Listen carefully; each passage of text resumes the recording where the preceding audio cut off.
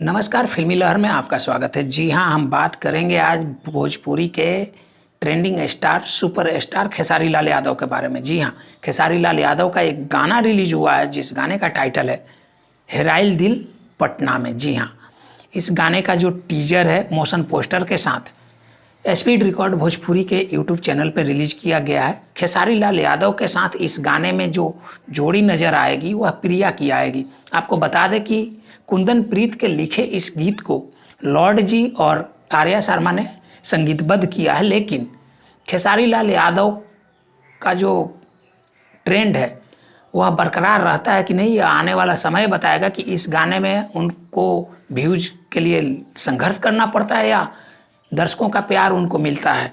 यह वक्त बताएगा। फिलहाल इस गाने का इंतज़ार सभी कर रहे हैं। गाना है हेराइल दिल पटना में। तो इस गाने को देखने के लिए आप स्पीड रिकॉर्ड भोजपुरी के यूट्यूब चैनल पर जा सकते हैं। फिलहाल इस गाने का मोशन पोस्टर रिलीज हो चुका है।